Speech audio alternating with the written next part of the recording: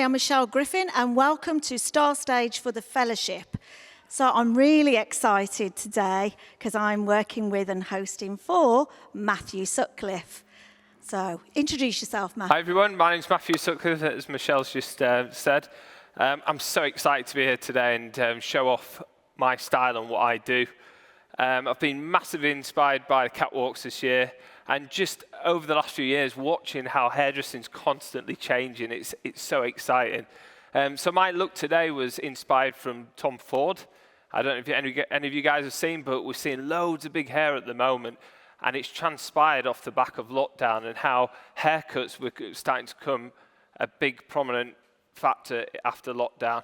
So we're seeing loads more texture, but now we're starting to see loads more texture with curls as well. So really exciting times. So, Matthew, while you're working, tell us about your salon that you co-own, Tint, in Leeds, and how you work with that and being a session stylist. Well, my salon in Leeds, Tint, it's sort of right in the city centre, and we've been set up for 5 years now, so we've gone through a lockdown, and it's just going from strength to strength off the back of there, really. We designed it off the back of myself and my business partner coming from a really strong hairdressing background.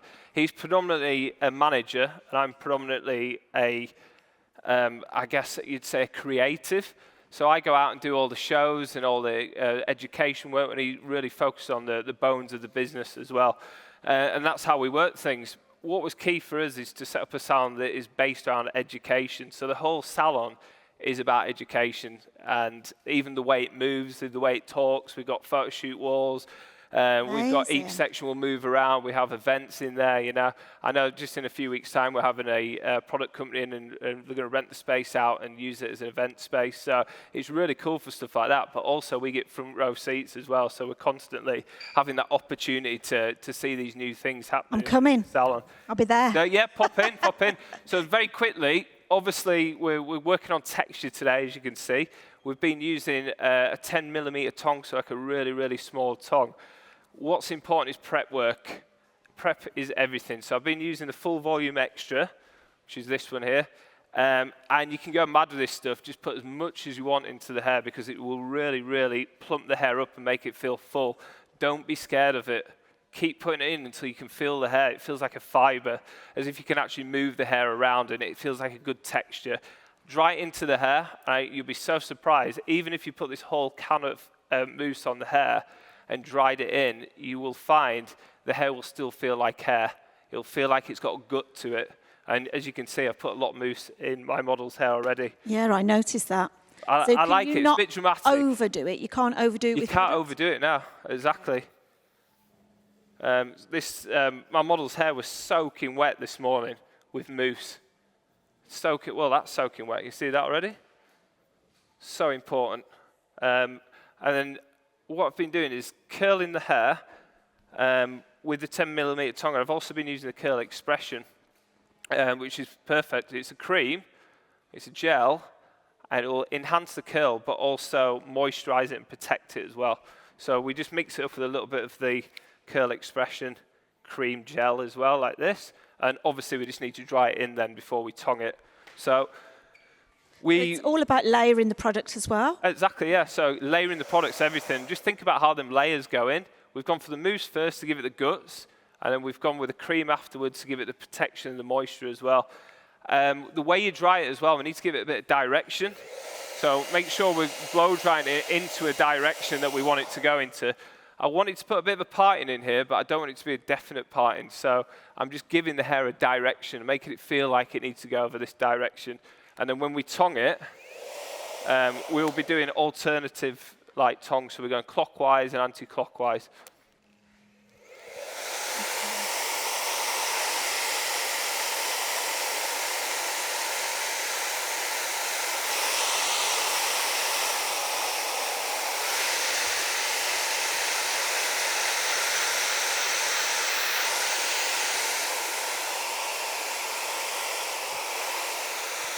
So while Matthew is doing that, I know that you were in Fame Team 2013.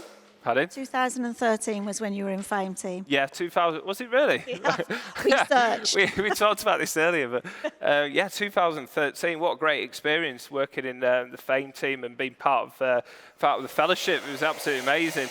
I learned a lot. I met a lot of these guys when I was on the Fame Team as well. So, you know, it just shows that hairdressing and well, I guess the industry is built. A lot of it is built on relationships. Absolutely. So tell me about you as an educator for L'Oréal. So as an educator for L'Oréal, I like to bring back what I learned on the catwalks and educate back into the salon. So we're creating, I guess, salon looks that are catwalk worthy. And that's how I teach like hairdressing. And a lot of my looks that I do have got a strong edge to them, but they still feel like they can be worn within the salon. On top of that, I like to create individuality. Our salon is all about individuals. There's quite a few freelancers in there, and there's a lot of employed hairdressers as well. And what we're trying to do is let people be individuals and create their own brand. So my course is all about that, really, and how you can get the best out of your potential, really. That's so interesting in the world that we live in today. Exactly. So your salon's very mixed then between freelancers. Yeah, totally. And Yeah, it's very mixed. Yeah, it's and that's the way we do things. But what we try and do is we try and create a really good team ethos as well. Yeah. And it's so important. So even though we do have freelancers, we like to make sure that everybody's working together and educating each other, but becoming their own brand as well. So we've got the 10mm tongue. So like I said, the direction as well, we're going in this direction with the hair, like so. We're just running these through, like so. And when you're tonguing, make sure that you're getting the ends in for a start. Also, as you see, as I'm winding the tongue around the hair, I'm actually winding it into the roots as well, because that's creating root lift, like so. Okay. Right, so you put your tongue in, you wrap round. No twisting. No twisting, it's very important that, so we keep it like not twisted, and we tongue it into the roots like this. So round, as you're wrapping it round, you want to be going in like this as well. Amazing. Like that, few seconds. Remember we've got that heat protection on there. Remember we've got that mousse on there that's going to give it the hold. And you're altering the direction? Or Yeah, so we're doing clockwise as well as anti-clockwise. And then we're just tonguing all the way through. I've also, because Darcy's hair is fairly heavy, I wanted to create like an infusion of texture throughout the back as well, which is a nice surprise, which I'll show in 1 second. What I've been doing is getting these like really big clips and creating what we call a rick-rack technique, which is quite a common technique, but it's perfect for this particular style because it really sort of gives it that sort of infusion of texture. So I know we were talking earlier, and we were talking about the inspiration from the catwalk of being Studio 54, Dallas. Yeah, exactly. I've done my homework this Miami year. Vice. What I really like is the history behind like hairdressing and history behind fashion, how things come together. Things don't just happen. Majority of the time, everything evolves, and fashion evolves just like we evolve. And if you see what's happened over the last few years, we're coming out of an era where like colour was very predominant. After lockdown, people were looking at how they could change the haircut. A lot of these sort of shorter layers were coming out, which is what Darcy's got now, actually. And then if you look back into what we were seeing in like the 60s and 70s, especially in America, big hair was really becoming a thing. It was totally fine to weigh hair as big as possible when we got into like the 70s.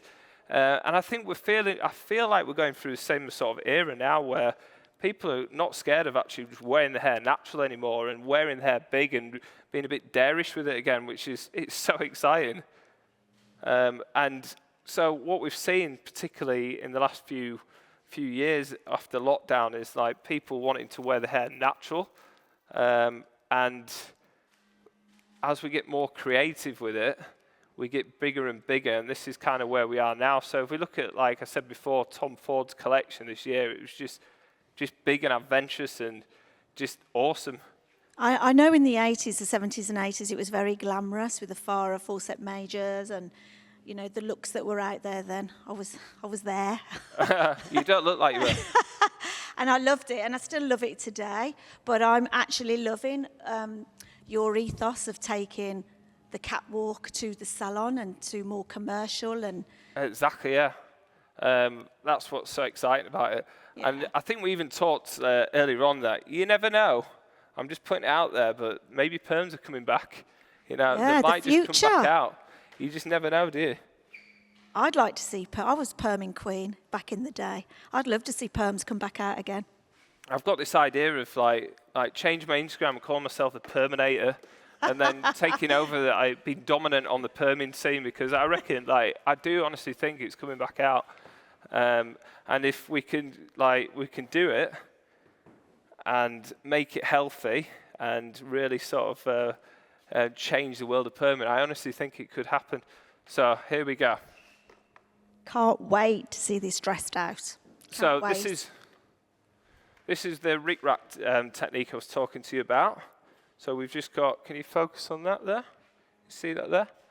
So we've got a figure of 8 technique that goes through a pin, so like a long-headed pin. And what we do is we just put the straighteners on. And bearing in mind, I've also got that curl expression cream in there as well, so it's going to be really good for sort of protecting it. So we just put that on like so, and then we're just going to work through the others. So remember the shape of it. I wanted this sort of infusion of texture that comes out the back through here. So this is like the perfect area to put these Rick Racks in there. And then all we do is we release them and we brush them out with the rest of the hair. So have you just scattered them?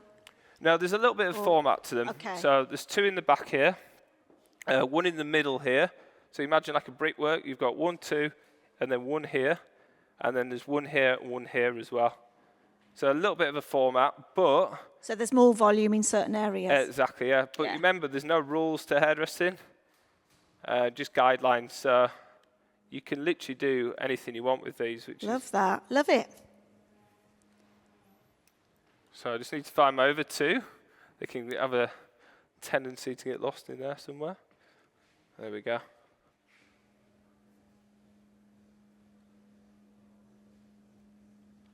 That's great. And then we're going to take these out in a second, and then we'll start to brush it out. And this is where I think any hairdresser would say is it's the scariest part of doing hair, really, is like brushing out the curls and feeling like, especially when they're so tight like this, you know, feeling like you're actually doing the right thing. Particularly, I remember like going back 10 years ago when we had when just the standard sort of wave was coming out, and nobody dare actually brush it because it was curled. And a lot of it is brushing now, isn't it? Because we're not frightened of fluffiness. Exactly, yeah. I was so frightened back in the day. I'd start brushing out my curls, and I'd be like, "Oh no, I've lost it. I don't know what I'm going to be doing." So sorry. It's okay. I'm scared of burning these trolleys. I'll hold it. So we start to take these out now. You just unravel them like so. Take them out like this. And you can see this lovely texture that it creates.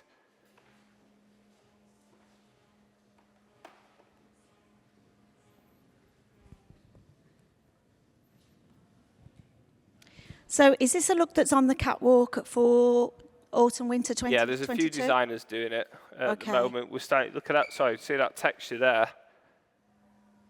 That's so cool. Yeah, I like the fact that you've used 2 different types of curls, 2 textures. Exactly. It keeps it looking more natural, I think, having a different type of curl in there as well. Usually I would have an assistant helping me do this, but so it looks fiddly, but it's not actually that fiddly. But yeah, definitely, I think it keeps it more natural having different textures in there. And if we're trying to emulate what we used to see in I guess more in the 70s and 80s, you would see a lot more natural texture in there. And people won't wash their hair as much as well, bear in mind. So doing something like this was perfect to keep it looking natural. So I'm going to start to brush it out in a minute. So is there a certain shape that you're going for? Yes.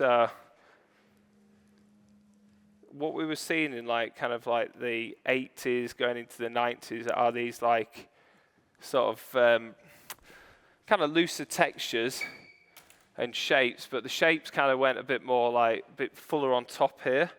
And a lot of the time we were wearing the hair around the back of the ears as well and all this sort of thing. So bigger up here and round the back of the ears. So that's the kind of shape I'm looking at. Okay. But I'm going to show you a really cool technique to actually create that look with. Sorry, Darcy.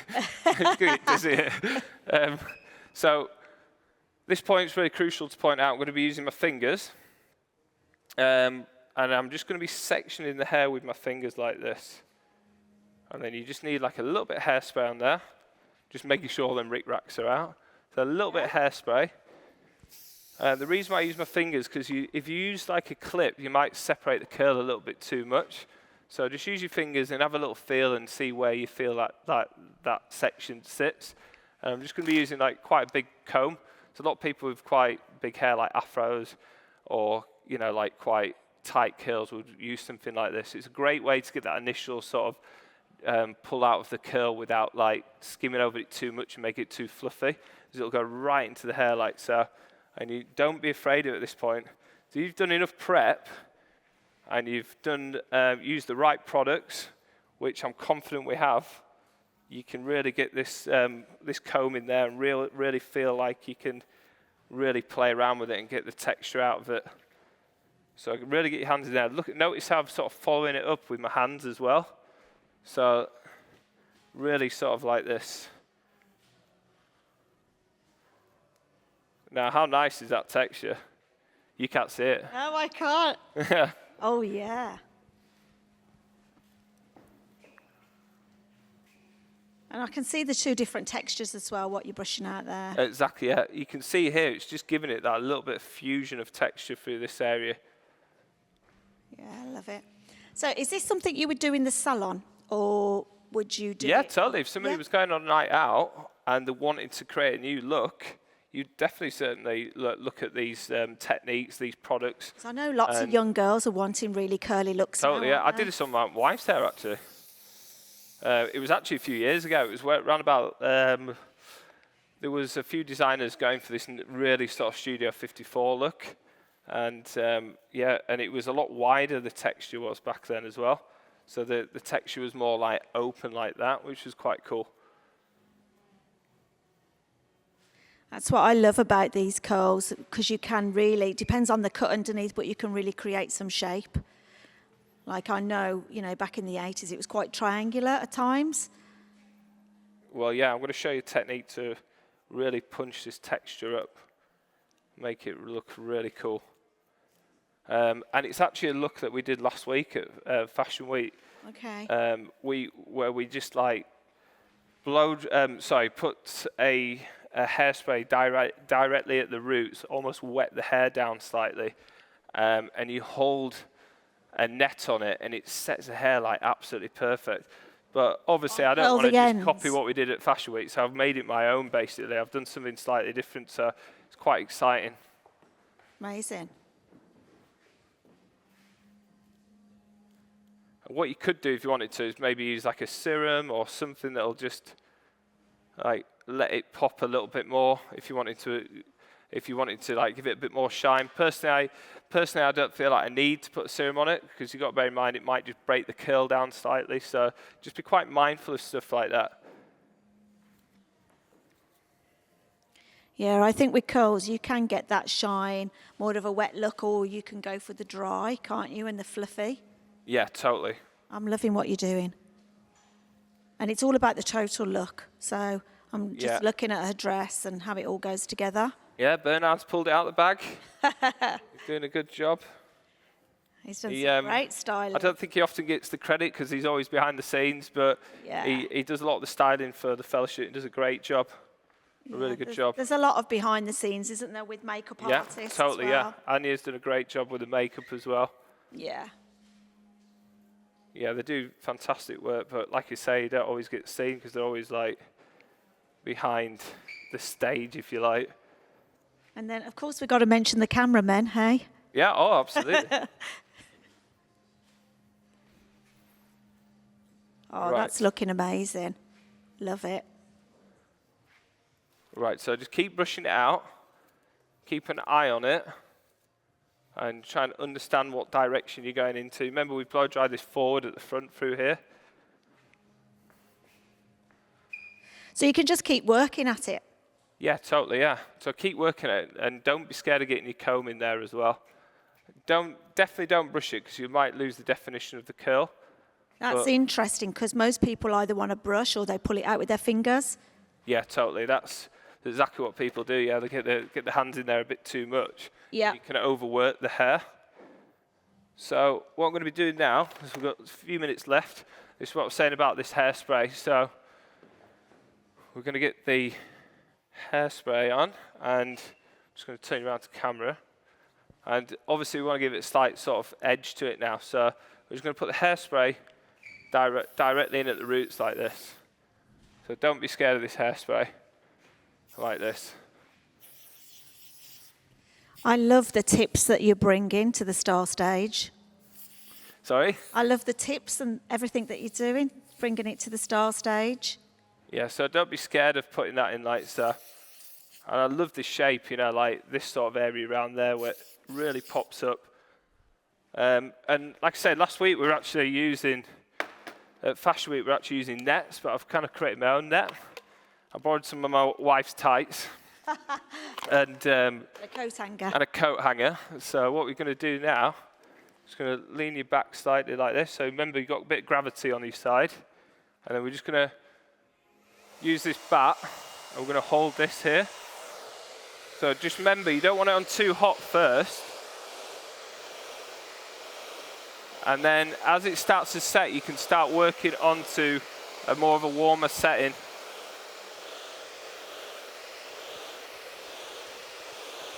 Like this.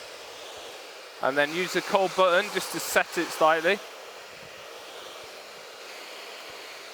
Check your model's happy. Are you happy? She's happy.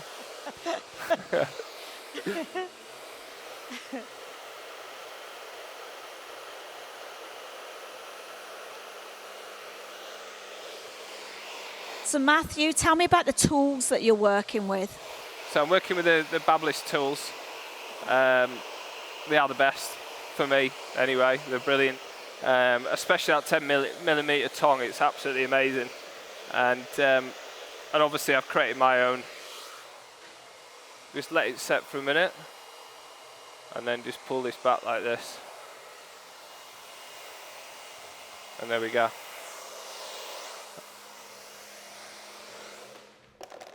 And these are really good because you can literally do what you want now. So if you wanted to now, put a bit of hairspray on like this. It doesn't have to be as flat to the head as what we've just done now. So we can go like this. You see how we just need that bit of root lift there at the front to create the shape. You make it look so simple. It is simple, honestly. It's the theory work which is the hardest. You know, just putting it together in your head. And don't get me wrong, guys, I practice this look. Just because I'm experienced, it doesn't mean to say I don't practice. My assistant's here today, and she's nodding, and she agrees. I do practice these looks. It's so important because you need to make mistakes. I've made a lot of mistakes, but I try and keep it within the tuition heads rather than on the actual models.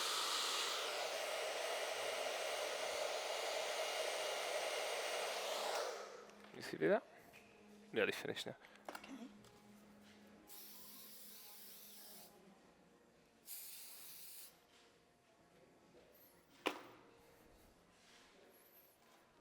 And then you can get creative with this.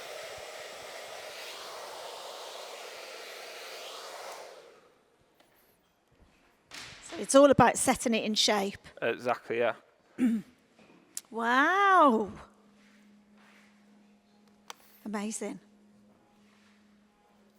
And she said to me, she she might not wear it like this the rest of the day, but I think she will when she sees it. Yeah.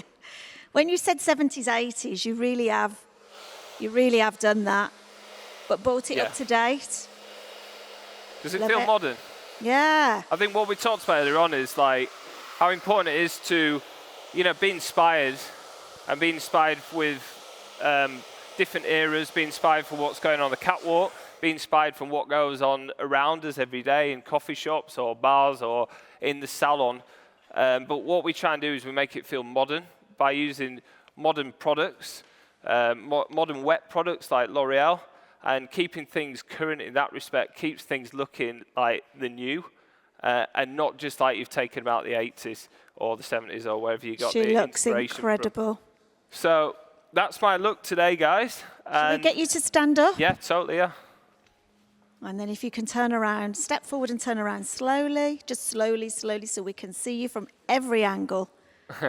What an amazing job in such a short time. I know that it's been a long time doing the prep. Yeah, prep work was it took about an hour to curl it all. I didn't mention that, but yeah, definitely preps everything. And as you said then, like we finished it in 25 minutes and the prep work took us an hour. So it just shows you how important that prep work is. Inspiring, Matthew. I've loved hosting for you. Thank you. I'm so glad I got to do it. You doing it. It's great. So thank you very much, everyone, for watching and being part of this. Thank you, Matthew. Thank you, guys. Cheers. Thank you.